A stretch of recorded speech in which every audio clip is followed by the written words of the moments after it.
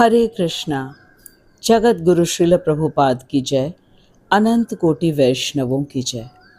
आज हम भगवत गीता यथारूप के 8वें अध्याय के अंतिम 2 श्लोकों का अध्ययन करने जा रहे हैं। बहुत ही महत्वपूर्ण हैं दोनों श्लोक।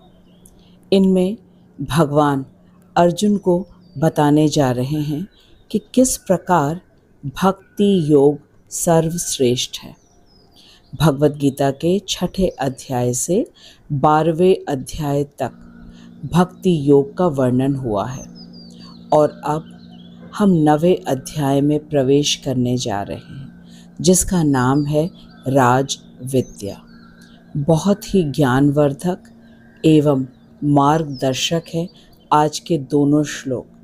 मैं आपसे प्रार्थना करती हूँ कि आप वीडियो को अंत तक अवश्य देखिएगा। आइए हम मिलकर श्लोक संख्या 27 का वाचन करें। न एते श्रुति पार्थ जानन योगी मुह्यति कश्चन तस्मात् सर्वेषु कालेषु योगयुक्तो भवार्जुन। न एते श्रुति पार्थ जानन योगी मुह्यति कश्चन तस्मात् सर्वेषु कालेषु योगयुक्तो भवार्जुन। न एते श्रुति पार्थ जानन् योगी मुह्यति कश्चन तस्मात् सर्वेषु कालेषु योगयुक्तो भवार्जुन। आइए अब श्रील विश्वनाथ चक्रवर्ती ठाकुर के अन्वय को पढ़कर इस श्लोक को समझना आरंभ करते हैं। पार्थ, हे पार्थ, एते श्रुति, इन दोनों मार्गों को, जानन, जानकर, कश्चन योगी, कोई योगी, न मुह्यति, मोह प्राप्त नहीं होते हैं।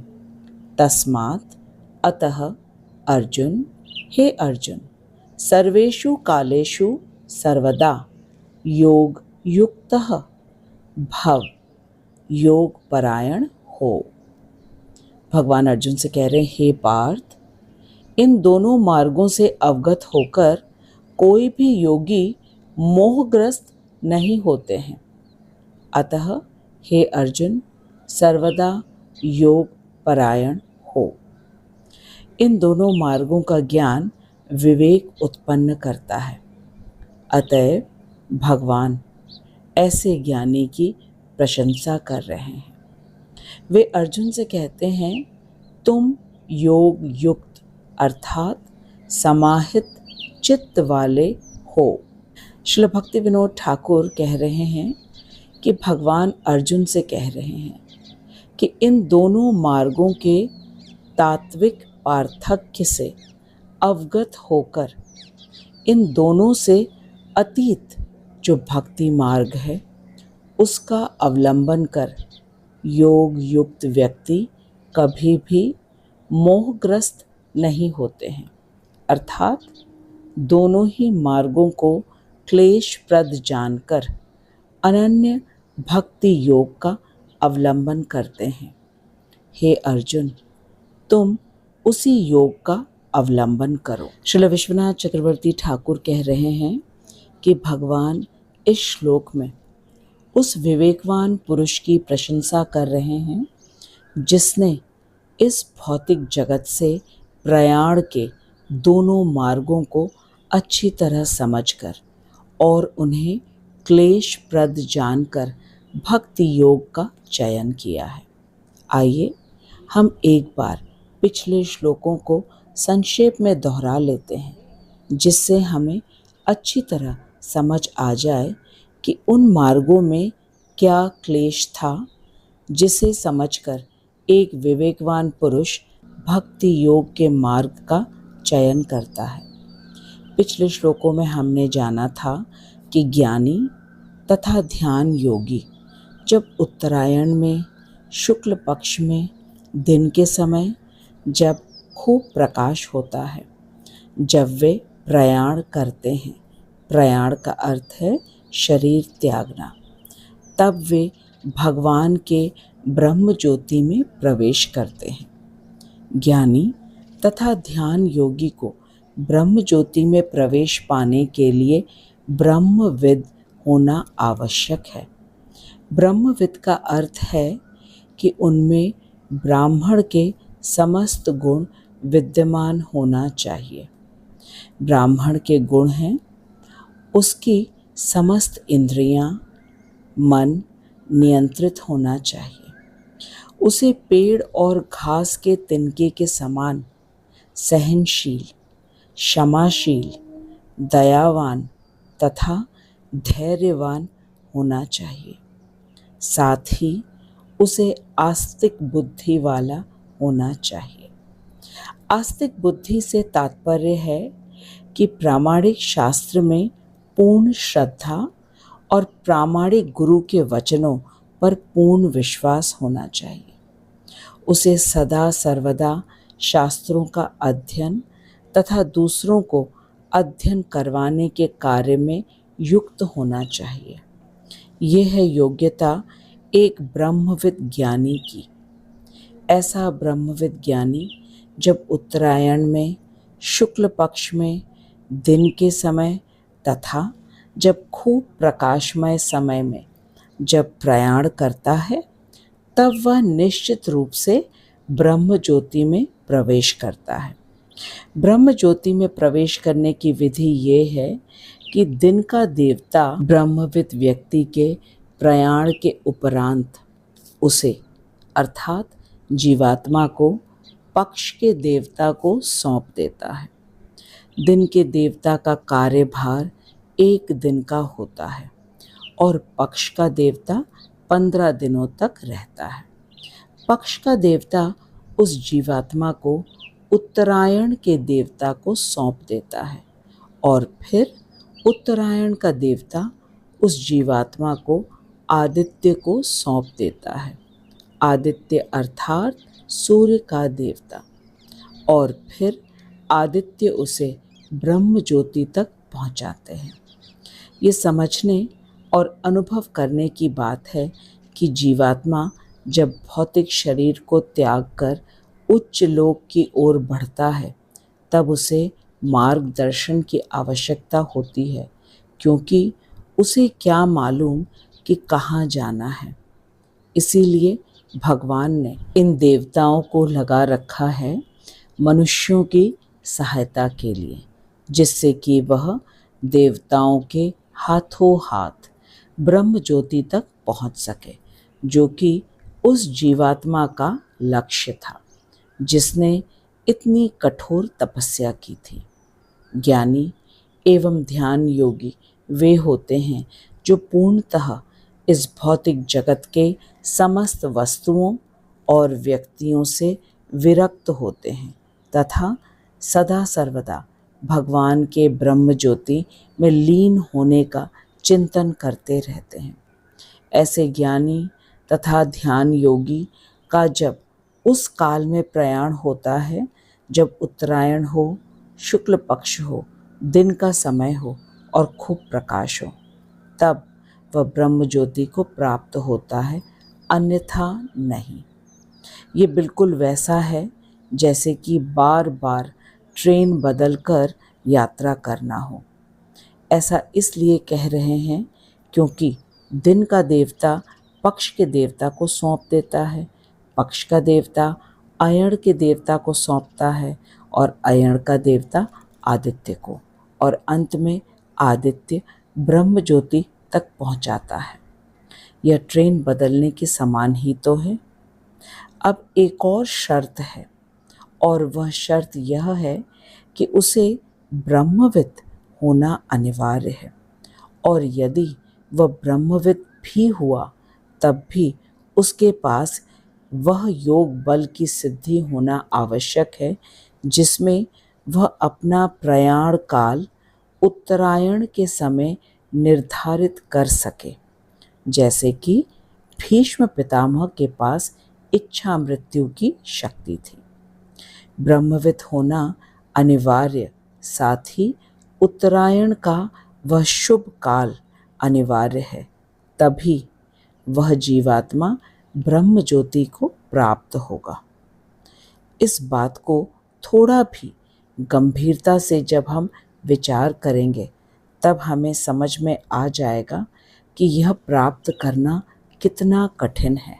हमारे आचार्यगण इन कठिनाइयों का वर्णन करते हुए हमें बता रहे हैं कि एक साल में 2 अयन होते हैं, दक्षिणायन और उत्तरायण।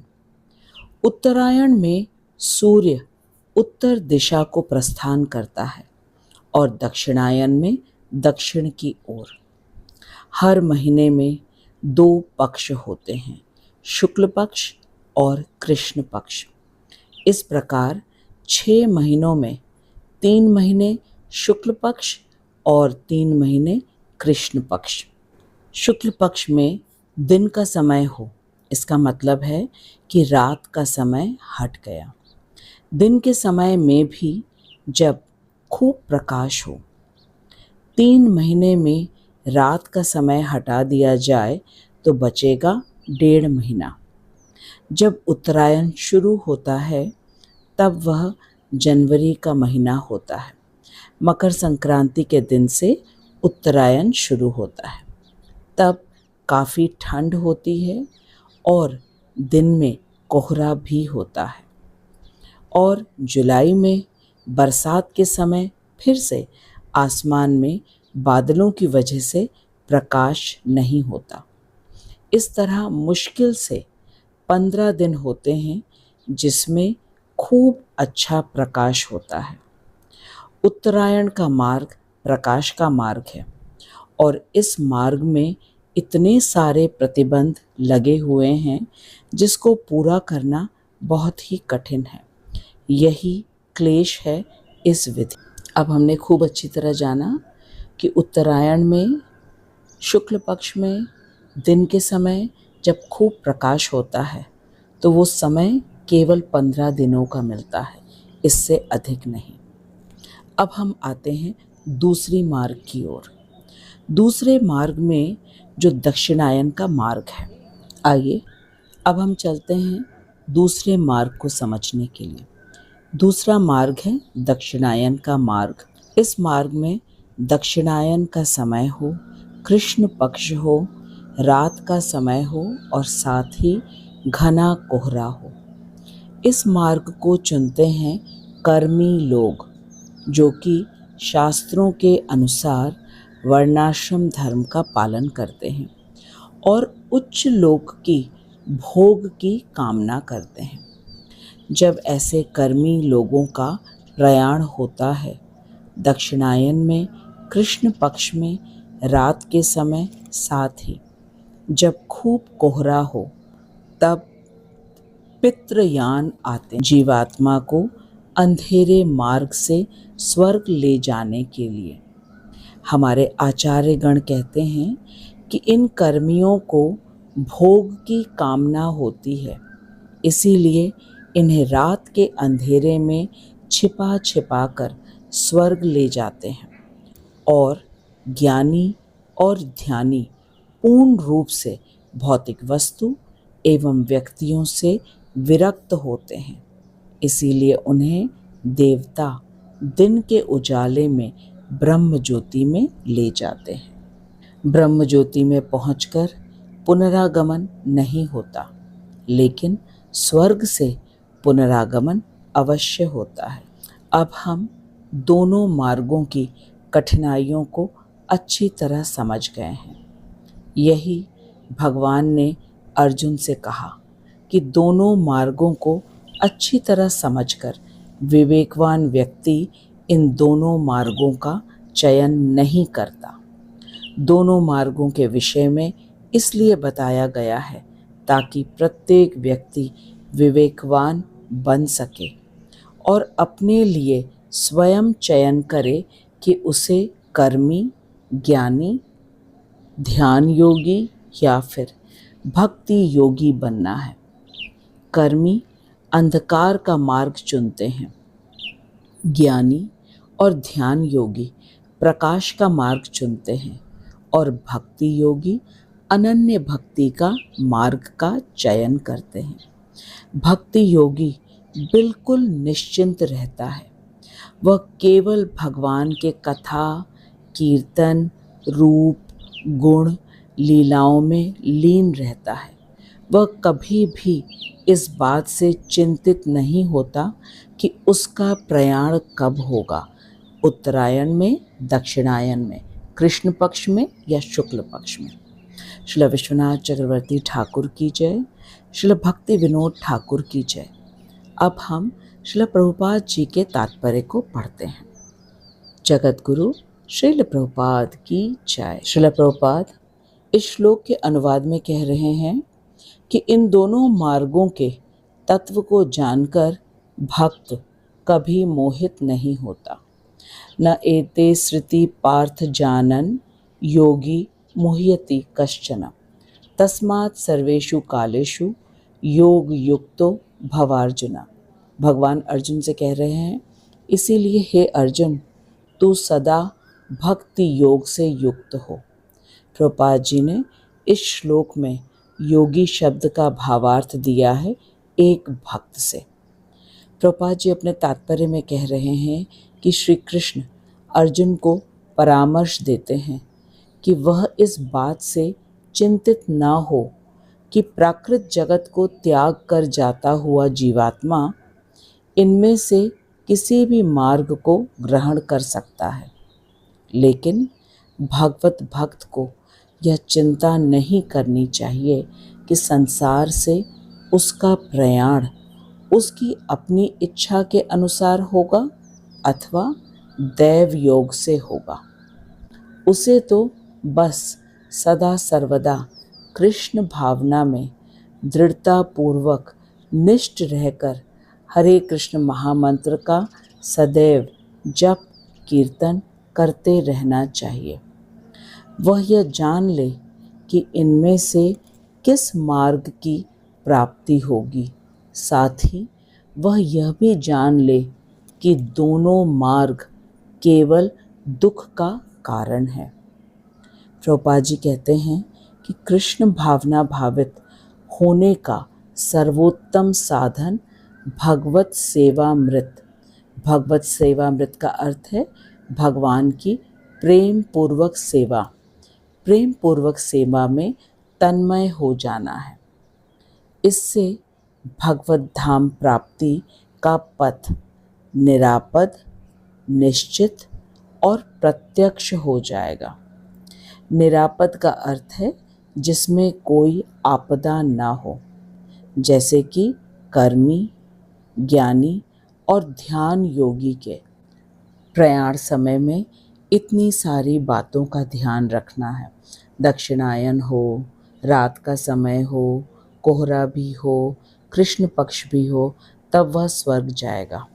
और जो ज्ञानी है, ध्यान योगी है, उसके लिए उत्तरायण के समय, प्रकाश का समय, दिन का समय हो और शुक्ल पक्ष हो। इन सब बातों की चिंता बिल्कुल भी एक भगवत भक्त को नहीं होती, इसीलिए उसका पथ निरापद है। वह निश्चित और प्रत्यक्ष रूप से गोलोक को प्राप्त होता है। इस श्लोक में आया योग युक्त पद विशेष रूप से सार करके प्रभुपाद जी कह रहे हैं कि जो योग में दृढ़ है उसकी सब क्रियाएं कृष्ण भावना भावित होती हैं, अर्थात कृष्ण को प्रसन्न करने वाले। श्रील रूप गोस्वामी चरण का सद उपदेश है कि जगत में अनासक्त रहे और संपूर्ण कार्यकलाप कृष्ण भावना भावित हो। इस रीति से परम सिद्धि सुलभ हो जाती। भगवान ने इसी अध्याय के श्लोक संख्या 14 में कहा है, अनन्य चेताः सततम यो माम स्मरति नित्यशः तस्याहं सुलभः पार्थ नित्ययुक्तस्य योगिनः। भगवान ने कहा कि जो नित्य निरंतर अनन्य भाव से मेरा स्मरण करता है उसके लिए हे अर्जुन मैं सुलभ हूँ, क्योंकि वह नित्य मेरे भक्ति योग के परायण रहता है। श्रील प्रभुपाद कह रहे हैं, क्योंकि भक्त हमेशा भगवान के स्मरण में लीन रहता है, इसीलिए वह कभी भी चिंतित नहीं होता। वह जानता है कि भक्ति योग के प्रताप से भगवत धाम में उसका प्रवेश निश्चित है। श्रील प्रभुपाद जी ने खूब सरल एवं स्पष्ट रूप से बता दिया कि एक भक्त कभी भी चिंतित नहीं होता है कि वह अपनी इच्छा से या दैववश प्रयाण करेगा, बल्कि वह तो सदा ही कृष्ण के स्मरण में लीन रहता है। वह केवल कृष्ण भावना भावित कार्य करता है, जैसे कि कृष्ण कथा, कीर्तन, भगवत गीता, भागवतम, चैतन्य चरितामृत का अध्ययन और अन्यों को भी अध्ययन करने की प्रेरणा देता है। इस प्रकार वह सदा ही कृष्ण के स्मरण में लीन रहता है। यही भगवान ने अर्जुन से कहा कि दोनों मार्गों को अच्छी तरह जानकर, उनके क्लेशों को अच्छी तरह समझकर विवेकवान व्यक्ति भक्ति का मार्ग चुनता है। प्रभुपाद जी कहते हैं कि ये पूरा वर्णन व्यक्ति को विवेकवान बनाने के लिए, ये था श्लोक संख्या 27 का पूरा वर्णन। अब हम श्लोक संख्या 28, जो कि इस अध्याय का अंतिम श्लोक है, उसका अध्ययन आरंभ करते हैं। आइए हम मिलकर श्लोक संख्या 28 का वाचन करें। वेदेषु यज्ञेषु तपःसु चैव दानेषु यत् पुण्यफलं प्रदिष्टम् अत्येति तत्सर्वम् इदं विदित्वा योगी परं स्थानम् उपैति चाद्यम्।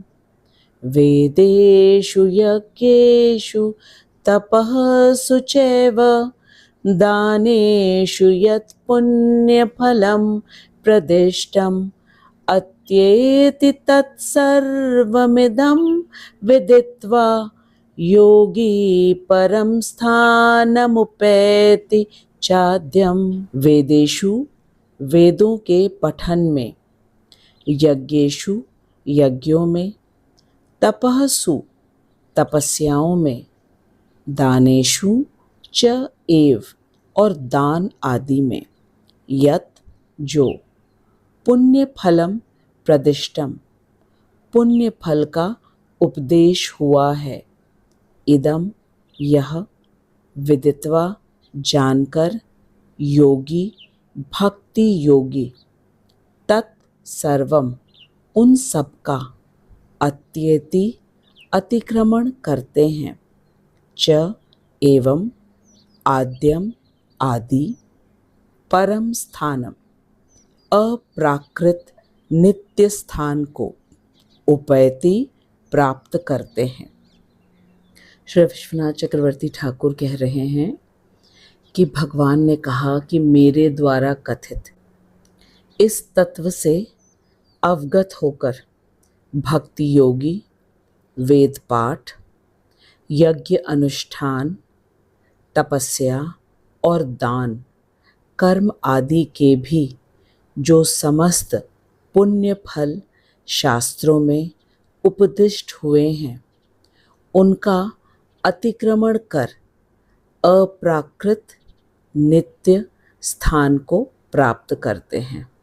इसका अर्थ ये है कि एक भक्त वह सब प्राप्त कर लेता है जो एक कर्मी, ज्ञानी तथा ध्यान योगी वेदों के अनुसार जीवन यापन करके तथा ज्ञान और योग के बल से वैराग्य सिद्धि प्राप्त करके प्राप्त करता है। भक्त भगवान के सतत स्मरण के बल पर अप्राकृत गोलोक धाम को प्राप्त कर लेता है, जबकि गोलोक प्राप्त करना उसका उद्देश्य नहीं होता। उसका तो एकमात्र उद्देश्य है भगवान की प्रेम पूर्वक सतत सेवा करना। इस श्लोक में यह बताया जा रहा है कि वेदों के अनुसार कर्मी, ज्ञानी एवं ध्यान योगी जो प्राप्त करते हैं वह एक भक्ति योगी बहुत सरलता से भक्ति मार्ग का पालन करके प्राप्त कर ले। भगवान भक्ति की श्रेष्ठता को सिद्ध कर रहे हैं। पहले भी भक्तों का श्रेष्ठत्व कथित हुआ है, किंतु अभी वह और भी स्पष्ट रूप से कहा गया है। अनन्य भक्तों का श्रेष्ठत्व ही इस अध्याय में प्रतिपादित हुआ है। श्रील भक्ति विनोद ठाकुर कह रहे हैं कि भगवान ने अर्जुन से कहा कि भक्ति योग का अवलंबन करने से तुम किसी भी फल से वंचित नहीं होगे। वेद पाठ, यज्ञ अनुष्ठान, तपस्या, दान इत्यादि जितने भी प्रकार के ज्ञान और कर्म हैं, उन सब के जो फल हैं तुम उन्हें भक्ति योग द्वारा प्राप्त कर अनादि और परम स्थान को प्राप्त हो। हम देख रहे हैं कि भक्ति की श्रेष्ठता स्थापित हो रही है हर जगह। श्रील विश्वनाथ चक्रवर्ती ठाकुर कह रहे हैं कि श्रीमद् भागवतम में भी कहा गया है कि कर्म, तपस्या, ज्ञान, वैराग्य आदि साधनों के द्वारा जो भी प्राप्त होता है उन समस्त फलों को मेरे भक्तगण भक्ति योग द्वारा अनायास ही प्राप्त कर लेते हैं। महाभारत में भी वर्णन है, या वै साधन संपत्ति पुरुषार्थ चतुष्टये तया बिना तदाप्नोति नरो नारायणाश्रयः। इसका अर्थ है कि चारों पुरुषार्थों से प्राप्त संपत्ति को भगवान के आश्रित भक्तजन उन क्लेशों के बिना ही प्राप्त करते हैं। बहुत ही स्पष्ट रूप से बताया जा रहा है कि भक्ति योगी वह सब कुछ प्राप्त कर लेता है जो एक कर्मी और ज्ञानी कर्म, तपस्या, ज्ञान, वैराग्य जैसे साधनों के द्वारा प्राप्त करता है। इन सब के फलों को एक भक्त योगी बहुत ही सरलता से केवल भगवान के स्मरण को करके प्राप्त कर लेता है। श्री विश्वनाथ चक्रवर्ती ठाकुर ऐसा कह रहे हैं कि केवला भक्ति द्वारा समस्त मंगलों की प्राप्ति होती है, किंतु भक्ति के बिना कुछ भी प्राप्त नहीं होता। इसका अर्थ ये हुआ कि कर्म, ज्ञान तथा ध्यान में जब तक योग जुड़ा न हो तब तक वह अपना चरम फल नहीं दे सकती। जैसे कर्म, जब कर्म योग बनता है तभी हृदय शुद्ध होता है, और जब शुद्ध हृदय से ज्ञान लेते हैं तभी भगवान का तत्व से ज्ञान होता है। इसके पश्चात ही अष्टांग योग के अध्याय से, अष्टांग योग के अभ्यास से हृदय में विराजमान परमात्मा पर जब ध्यान योगी केंद्रित करता है अपना ध्यान, तब वह ध्यान योग होता है। तो ये स्पष्ट हुआ कि कर्म, ज्ञान तथा ध्यान भगवान के योग के बिना अपूर्ण है, लेकिन भक्ति में केवल भगवान के स्मरण से हृदय शुद्ध हो जाता है और भगवान को तत्व से जान लेता है, क्योंकि वह भक्तों के साथ भक्तों से कथा श्रवण करता है। ऐसा करने से वह सदा भगवान के रूप, गुण, लीला के स्मरण चिंतन में लीन रहता है और अंत में वह निश्चित रूप से भगवत धाम को प्राप्त होता है। यह है भक्ति की विशेष महिमा। आइए अब हम भक्ति की महिमा को एक बहुत ही सुंदर से प्रसंग के माध्यम से समझते हैं। एक बार हरिदास ठाकुर और नित्यानंद प्रभु हरिनाम का वितरण करते करते एक ऐसे स्थान पर पहुंच गए जहां जगाई मधाई रहते थे। नित्यानंद प्रभु, हरिदास ठाकुर चैतन्य महाप्रभु के आदेश अनुसार हरिनाम का प्रचार कर रहे थे। प्रचार करते करते जब वे जगाई मधाई के घर के पास पहुंचे तो वहां के लोगों ने उन्हें मना किया कि वे जगाई मधाई के पास न जाएं। जगाई मधाई वैसे तो ब्राह्मण कुल में जन्मे थे, लेकिन वे पूरी तरह से भ्रष्ट थे। शास्त्रों में जिन चीज़ों के लिए मना किया गया है वे वही सब कुछ करते थे, जैसे कि मांस खाना, मदिरा पीना, जुआ खेलना और पर स्त्री गमन करना। ये जगाई मधाई ऐसे थे। अब नित्यानंद प्रभु प्रत्येक दरवाजे पर जा जाकर सबसे प्रार्थना कर रहे थे कि एक बार हरि का नाम लो। ऐसा करते करते जब वे जगाई मधाई के घर के पास पहुँचे तब जगाई मधाई ने नित्यानंद प्रभु और हरिदास ठाकुर को दौड़ा लिया। किसी तरह जान बचाकर नित्यानंद प्रभु और हरिदास ठाकुर चैतन्य महाप्रभु के पास पहुंचे। हरिदास ठाकुर ने चैतन्य महाप्रभु से कहा कि अब वो कभी भी नित्यानंद प्रभु के साथ प्रचार कार्य के लिए नहीं जाएंगे। हरिदास ठाकुर ने महाप्रभु से कहा कि आज तो हम आपकी कृपा से बच गए, वरना आज तो निश्चित तौर पर हमारे प्राण निकल जाते। हरिदास ठाकुर ने कहा कि पापी जगाई मधाई उन्हें मारने के लिए उनके पीछे पीछे दौड़ रहे थे।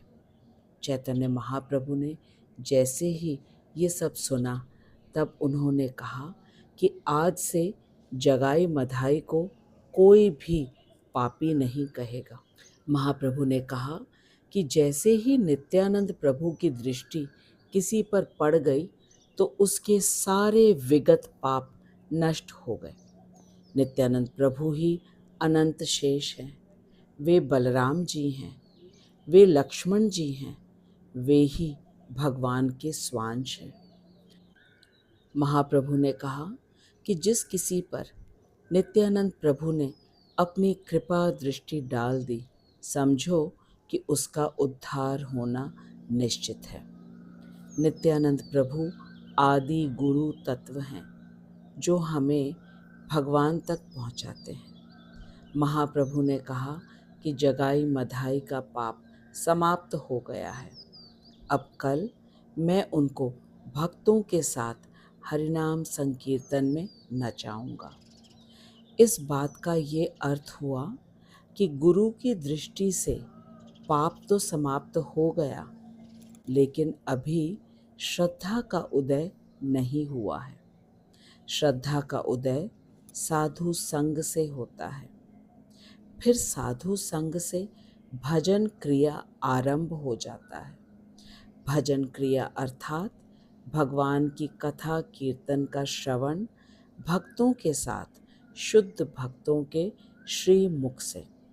ऐसा करने से समस्त अनर्थ की निवृत्ति हो जाती है और फिर अनर्थ जैसे ही समाप्त हुए तब भगवान की कथा कीर्तन में रुचि, निष्ठा और आसक्ति हो जाती है। पहले जो आसक्ति भौतिक जगत में थी, अब वो आसक्ति भगवान के कथा कीर्तन के श्रवण में हो जाता है। इस प्रकार तत्व जड़ता और उपास्य के प्रति चिंता मल दूर हो जाता है। तत्व जड़ता का अर्थ है कि तत्व के प्रति जड़ता। तत्व है एकमात्र भगवान श्री कृष्ण और जड़ता का अर्थ है कि श्री कृष्ण के प्रति भावों का अभाव होना। हमारे आचार्य कहते हैं कि ब्रिज की सारी गोपियां, फिर वो चाहे तरुण अवस्था की हो या वयस्क, सब के सब केवल कृष्ण के स्मरण चिंतन में डूबी रहती थी। जब कृष्ण ग्वाल बालकों के साथ वन में गाय बछड़े चराने जाते थे, तब इन गोपियों का दिल बैठ जाता था कि कृष्ण कैसे नंगे पैर वन में चलेंगे।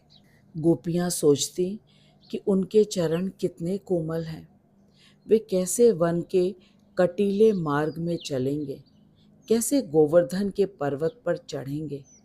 पता नहीं कृष्ण ने कुछ खाया कि नहीं, कहीं प्यासे तो नहीं हैं। सारे दिन केवल यही सोचती थी गोपियाँ। ये गोपियों का हाल था।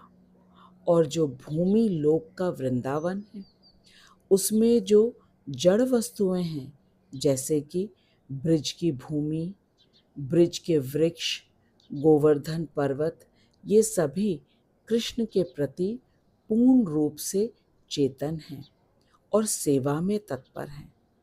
जब कृष्ण सुबह गाय बछड़ों को लेकर वन में जाते, तब वृंदावन की भूमि बंद कमल के फूल की तरह हो जाती। इसका अर्थ है कि कृष्ण को ज़्यादा चलना ना पड़े, इसलिए भूमि सिकुड़ जाती। और जैसे जैसे दिन चढ़ता, तब जैसे कमल का फूल सूर्य की किरणों को पाकर खिल उठता, तब वृंदावन की भूमि का विस्तार हो जाता। और फिर सूर्य ढलने के समय जैसे कमल बंद हो जाता, तो वृंदावन की भूमि भी सिकुड़ जाती, ताकि कृष्ण को जल्दी से घर पहुंचा दे, कृष्ण को ज़्यादा चलना ना पड़े। भूमि भी खूब मुलायम हो जाती, ताकि कृष्ण को बिल्कुल भी कष्ट ना हो। ऐसी चेतन भूमि है वृंदावन की, ताकि कृष्ण को बिल्कुल भी चलने में कष्ट ना हो। कृष्ण जिस मार्ग से चलते, उस मार्ग के वृक्ष अपनी डाल को झुका देते कृष्ण को छाया, फूल, फल देने के लिए। और गोवर्धन पर्वत तो इतना ज़्यादा संवेदनशील है कि जब कृष्ण के चरणों का स्पर्श होता है गोवर्धन की शिलाओं पर, तब गोवर्धन पर्वत इतने प्रसन्न हो जाते हैं कि एकदम मक्खन की तरह पिघल कर मुलायम हो जाते और भगवान के चरण चिन्ह उन पर अंकित हो जाते। वृंदावन के राधा दामोदर मंदिर में गोवर्धन शिला है, जिसमें ठाकुर जी के दाहिने चरण चिन्ह हैं, बछड़ों के चरण चिन्ह हैं, लकुटी तथा बांसुरी है। ऐसे हैं वृंदावन के ब्रजवासी और समस्त लता, पता, वृक्ष, पर्वत, भूमि सब कुछ चेतन है। हमारे अंदर कृष्ण के लिए ये भावना अभी नहीं है, लेकिन यदि हम शुद्ध भक्तों से नियमित रूप से भगवद गीता, भागवतम का श्रवण करते रहेंगे, साथ ही स्वाध्याय तथा चिंतन करेंगे भगवान की लीलाओं का, तब हमारी जड़ता समाप्त हो जाएगी और परम उपास्य श्री कृष्ण के प्रति चिंतामल भी दूर हो जाएगा। चिंतामल होता है कि मनोकल्पित ढंग से कृष्ण के विषय में धारणा बनाना। जब शुद्ध भक्तों से प्रामाणिक शास्त्र का श्रवण करेंगे, तो निश्चित रूप से समस्त संशय का नाश हो जाएगा। तब हम पूर्ण रूप से जान जाएंगे कि कृष्ण परम भगवान हैं और हम उनके नित्य दास हैं। यही सर्वोच्च सिद्धि है, जिसे जानकर भक्त भगवान की सतत प्रेम पूर्वक सेवा में लगा रहता है। तो अब हमने देखा कि किस प्रकार एक भक्त अपने मनुष्य जीवन की परम सिद्धि को इतनी सरलता से प्राप्त कर लेता है, जो कि कर्म योग, ज्ञान योग और ध्यान योग के लिए असंभव है। कर्म योग से कर्म योगी ज़्यादा से ज़्यादा स्वर्ग प्राप्त करेगा, वह भी यदि वह वर्णाश्रम धर्म का पूरे जीवन भर पालन करे। और फिर प्रयाण का समय भी दक्षिणायन हो, कृष्ण पक्ष हो, रात का समय हो और घना कोहरा हो। इतने मेहनत के बाद यदि स्वर्ग मिल भी जाए तो वह अनित्य स्थान है। वहाँ उच्च कोटि का भोग अवश्य ही लंबे समय तक है, लेकिन नित्य तो नहीं है। यही बात ज्ञानी तथा ध्यान योगी के लिए है कि वे बहुत ही तपस्या करके, वैराग्य प्राप्त करके ब्रह्म ज्योति प्राप्त करते हैं। लेकिन एक भक्त को तो सबसे उच्च स्थान मिलता है केवल भगवान का स्मरण करके, अनन्य भक्ति से। यही बात बताया गया है आज के श्लोक में, जो कि श्लोक संख्या 28 है, कि वेदों के अनुसार यज्ञ, तपस्या, दान, पुण्य कर्म के फल से जो कुछ मिलता है एक कर्मी को, ज्ञानी को या ध्यान योगी को, वह अनायास ही मिल जाता है एक भक्त को। श्री विश्वनाथ चक्रवर्ती ठाकुर की जय। श्री भक्ति विनोद ठाकुर की जय। अनंत कोटि वैष्णवों की जय। अब हम श्रील प्रभुपाद जी के तात्पर्य को पढ़ते हैं। श्रील प्रभुपाद इस श्लोक के अनुवाद में कह रहे हैं कि भक्ति योगी वेद स्वाध्याय, तप, यज्ञ, दान तथा दार्शनिक सकाम क्रियाओं के संपूर्ण पुण्य फल का उल्लंघन कर अंत में मेरे अनादि परम धाम को प्राप्त हो जाता है। सरल शब्दों में समझें तो जो कुछ एक कर्मी, ज्ञानी और ध्यान योगी वेद और वेदों का पालन करके प्राप्त करता है, जैसे कि तप, यज्ञ, दान, इन सब क्रियाओं को करके जो उसे पुण्य फल मिलता है, उससे जो कुछ भी उसे प्राप्त होता है, उस फल को एक भक्ति योगी बहुत सरलता से प्राप्त कर लेता है, केवल भक्ति के साधन क्रिया से। अब श्रील प्रभुपाद हमें अपने तात्पर्य में बता रहे हैं कि वेदों के अनुसार तथा कृष्ण भावनामृत कार्यों के विषय में क्या क्या अंत। श्रील प्रभुपाद अपने तात्पर्य में बता रहे हैं कि ये श्लोक अर्थात श्लोक संख्या 28 भगवद गीता यथारूप के 7वें और 8वें अध्याय में आए कृष्ण भावनामृत और भक्ति योग के विषय के विशेष वर्णन का उपसंहार है। प्रभुपाद जी कह रहे हैं कि वेदों के अनुसार जो जीवन यापन किया जाता है, उसमें गुरु के आश्रम में वेद अध्ययन तथा तपश्चर्या के अनुशीलन को नितांत आवश्यक माना गया है। ब्रह्मचारी का धर्म है कि सेवक की भांति वह गुरुकुल में निवास करते हुए द्वार द्वार से भिक्षा मांगे और जो कुछ मिल जाए उसको गुरु को समर्पण करे। इसके बाद गुरु की आज्ञा अनुसार भोजन करे। यदि किसी दिन गुरु उसे भोजन के लिए न कहे तो उस दिन वह उपवास रखे। ये ब्रह्मचर्य व्रत के कतिपय वैदिक सिद्धांत हैं। इस वैदिक सिद्धांत के अनुसार जो 5 से 20 वर्ष की आयु के बीच गुरु के आश्रम में वेद अध्ययन करता है, वह परम चरित्रवान बन जाता है।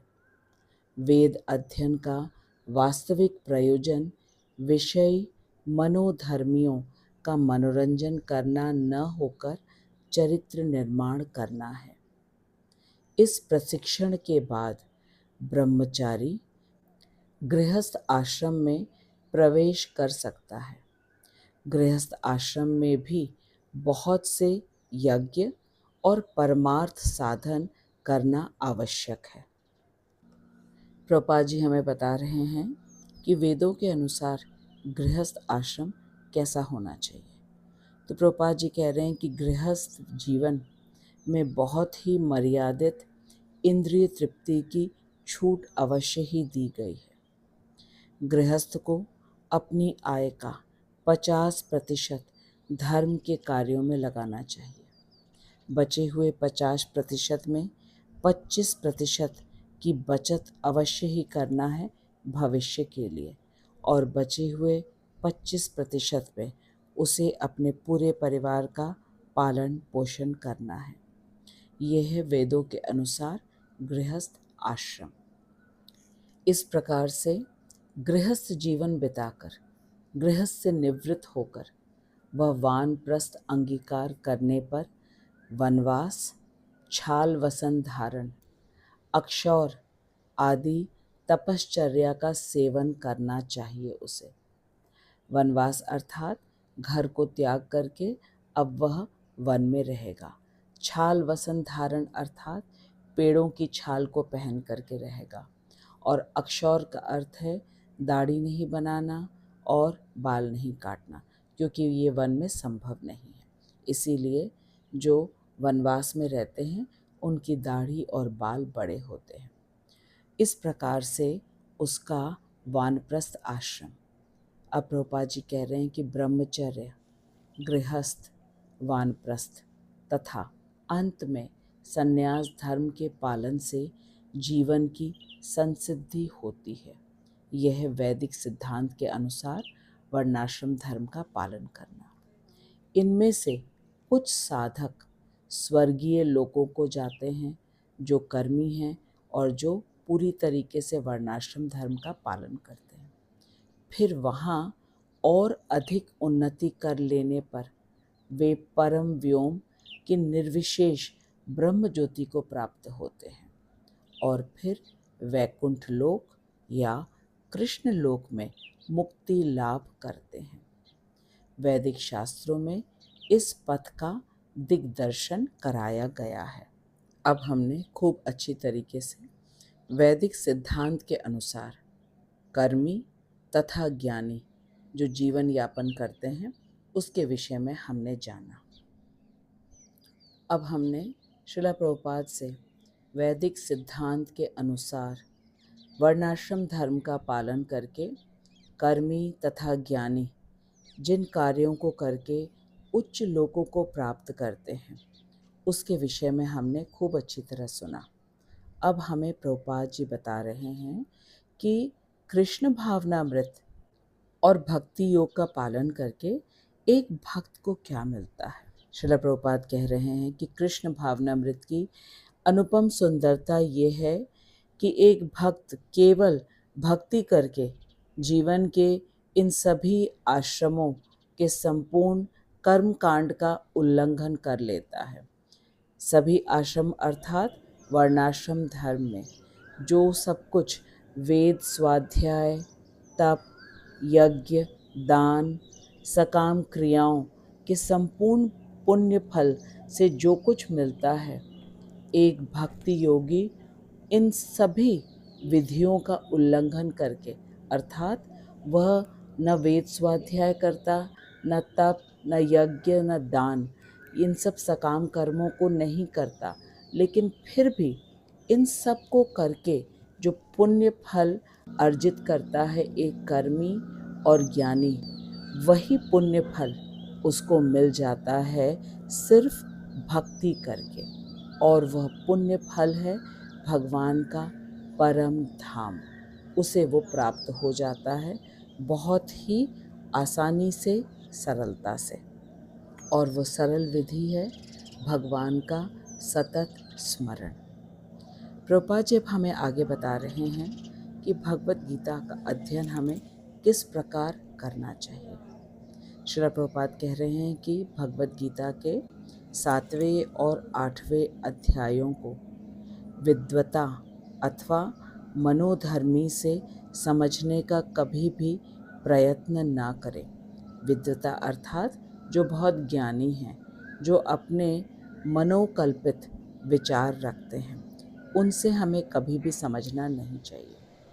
हमें शुद्ध भक्तों के सत्संग में भगवद गीता को सुनकर समझकर हृदयंगम करना चाहिए। प्रभुपाद जी कह रहे हैं कि 6ठे अध्याय से 12वें अध्याय तक 6 अध्याय भगवद गीता के सार सर्वस्व हैं। यदि कोई भाग्यवान सत्संग में गीता को विशेष रूप से इन 6 अध्यायों को आत्मसात कर ले तो उसका जीवन ऐसी दिव्य कीर्ति सौष्ठव से सुवासित हो उठेगा जो संपूर्ण तप, यज्ञ, दान, मनोधर्म आदि से दिव्य होगा। भगवद गीता का श्रवण भक्त के मुखारविंद से ही करना योग्य है, क्योंकि 4थे अध्याय के आरंभ में भगवान ने कहा है कि एकमात्र भक्त जन ही भगवद गीता के रहस्य को पूर्ण रूप से जान सकते हैं। भगवान ने कहा है, भक्त्या माम अभिजानाति, और भगवान ने अर्जुन से कहा, मैं तुम्हें यह दिव्य ज्ञान का रहस्य इसलिए बता रहा हूँ क्योंकि तुम मेरे सखा हो और भक्त हो। प्रभुपाद जी हमसे कह रहे हैं कि मनोधर्मियों के स्थान पर भक्तों के मुखारविंद से भगवद गीता का श्रवण करने का ही नाम श्रद्धा भाव है। प्रभुपाद जी श्रद्धा की परिभाषा हमें दे रहे हैं। मनोधर्मी अर्थात जो गुरु परंपरा में नहीं है उनको कहते हैं मनोधर्मी। ऐसे मनोधर्मियों से भगवद गीता को समझने का कभी प्रयास नहीं करना चाहिए। इसके स्थान पे भक्तों के मुखारविंद से भगवद गीता का श्रवण करना चाहिए। इसी को श्रद्धा कहते हैं। जब हम भक्तों से भगवद गीता का श्रवण करते हैं, इसी से श्रद्धा का उदय होता है। प्रभुपाद जी आगे कह रहे हैं कि वस्तुतः भक्तों के प्रसंग से ही भक्ति योग में प्रवृत्ति होती है। जब हम भक्तों से भगवद गीता का श्रवण करते हैं, तब भगवद गीता के श्रवण के समय भक्त भागवतम के उदाहरण देते हैं और भागवतम के श्रवण करने से ही हृदय में भक्ति का उदय होता है। इस प्रकार की सेवा से श्री कृष्ण के लीला विलास, रूप, कार्यकलाप, नाम आदि हृदय में स्फुरित हो उठते हैं और संपूर्ण अनर्थों की निवृत्ति हो जाती है। इस प्रकार सब संशय भ्रम को दूर हो जाने पर भगवद गीता का स्वाध्याय अतिशय आनंदवर्धन लगने लगता है और कृष्ण भावनामृत के प्रति रसज्ञता एवं भाव का उदय होता। प्रभुपाद जी ने बहुत ही स्पष्ट रूप से हमसे बताया है, किसी भी मनोधर्मी, किसी भी विद्वान व्यक्ति से हमें भगवद गीता का श्रवण नहीं करना चाहिए। सदैव ही शुद्ध भक्तों के मुखारविंद से भगवद गीता का श्रवण करना चाहिए, क्योंकि शुद्ध भक्त हमें भागवतम की कथाओं का उदाहरण दे करके भगवद गीता समझाते हैं। और इस प्रकार से भक्तों से श्रवण करके जब कोई स्वाध्याय करता है तो उसका भगवद गीता का स्वाध्याय भी अतिशय आनंदवर्धन होने लगता है और फिर कृष्ण भावनामृत के प्रति उसकी रसज्ञता और भाव में उदय होता है। रसज्ञता और भाव का अर्थ है कि अब कृष्ण के प्रति उसके अंदर भाव उत्पन्न होते हैं और कृष्ण के प्रति उसको संपूर्ण ज्ञान होता है कि कृष्ण है स्वयं भगवान और हम उनके हैं नित्य दास। आगे चलकर श्री कृष्ण में पूर्ण अनुराग हो जाता है ऐसे भक्त का। ये जीवन की उस परम सिद्धि की अवस्था का आरंभ है जिससे भक्त परम व्योम में श्री कृष्ण के गोलोक वृंदावन धाम में प्रविष्ट होकर सच्चिदानंदमय जीवन में मग्न होने के योग्य हो जाता है। प्रभुपाद जी ने बताया कि यदि कोई भगवत गीता के 6ठे अध्याय से 12वें अध्याय को खूब मन लगाकर श्रद्धा से भक्तों के द्वारा, शुद्ध भक्तों से श्रवण करता है तो धीरे धीरे उसके अंदर कृष्ण के लिए भाव उत्पन्न होता है और फिर वह परम सिद्धि को प्राप्त करता है। और परम सिद्धि है भगवान के गोलोक वृंदावन धाम में पहुंचकर भगवान की परम सेवा में लग। श्रील प्रभुपाद जी के पूरे तात्पर्य को पढ़कर हम अच्छी तरह समझ गए हैं कि कर्मी, ज्ञानी एवं ध्यान योगी पूरे वर्णाश्रम धर्म का पालन करके क्रमबद्ध विधि से उच्च लोकों की प्राप्ति करके, जैसे कि स्वर्गलोक, फिर ब्रह्म ज्योति और फिर वहाँ से उन्नति करके वे वैकुंठ लोक या गोलोक को प्राप्त कर सकते हैं। लेकिन यह बहुत ही सरलता से एक भक्त प्राप्त कर लेता है। भक्त केवल भगवान के अनन्य रूप का चिंतन स्मरण करके सीधे गोलोक में प्रवेश पा जाता है। यही भक्ति की महिमा है और भगवान के अनन्य भाव से स्मरण करने की महिमा है। खूब अच्छी तरह से भक्ति की श्रेष्ठता को भगवान ने सिद्ध कर दिया है और हमारे आचार्यों ने नाना प्रकार के उदाहरणों से हमें समझाया है। जगत गुरु श्रील प्रभुपाद की जय, अनंत कोटि वैष्णवों की जय। मैं श्रीला प्रभुपाद, श्रीला विश्वनाथ चक्रवर्ती ठाकुर, श्रीला भक्ति विनोद ठाकुर तथा अपने शिक्षा गुरु हिज ग्रेस हरिमोहन दास प्रभु जी को दंडवत प्रणाम करती हूँ, जिनकी अहेतु की कृपा से हमने भगवत गीता यथारूप के 8 अध्यायों को पूर्ण किया है। मैं आपको हृदय से बधाई एवं धन्यवाद देती हूँ।